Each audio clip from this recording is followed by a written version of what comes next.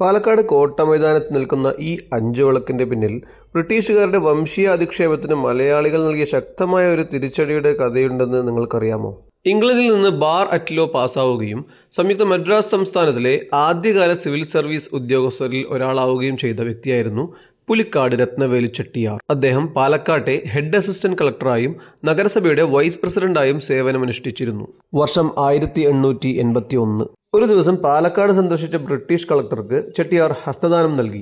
എന്നാൽ ഒരു ഇന്ത്യക്കാരൻ തൊട്ടതിൽ ദേഷ്യം മൂത്ത വെള്ളക്കാരനായ കളക്ടർ വേദിയിൽ വെച്ച് തന്നെ വെള്ളമെടുത്ത് കൈ കഴുകി അദ്ദേഹത്തെ അപമാനിച്ചു. ബ്രിട്ടീഷുകാരന്റെ ഈ വംശീയ അധിക്ഷേപത്തിൽ മനംനൊന്ത് അധികം വൈകാതെ ആത്മാഭിമാനിയായ രത്നവേലു ചെട്ടിയാർ സ്വയം ജീവനൊടുക്കി. 1892 നഗരസഭയുടെ ആദ്യത്തെ സ്വദേശിയായ അധ്യക്ഷൻ ചിന്നസ്വാമി പിള്ളയുടെ നേതൃത്വത്തിൽ നാട്ടുകാർ പിരിവെടുത്ത് ബ്രിട്ടീഷുകാർക്കെതിരെയുള്ള പ്രതിരോധമായി രത്നവേലു ചെട്ടിയാരുടെ ഓർമ്മയ്ക്ക് അവിടെ ഒരു സ്മാരക വിളക്ക് നിർമ്മിച്ചു. ബ്രിട്ടീഷുകാർ അത് തകർക്കാൻ നോക്കിയെങ്കിലും ജനങ്ങളുടെ പ്രതിഷേധത്തിനു മുന്നിൽ അവർക്ക് മുട്ടുമടക്കേണ്ടി വന്നു.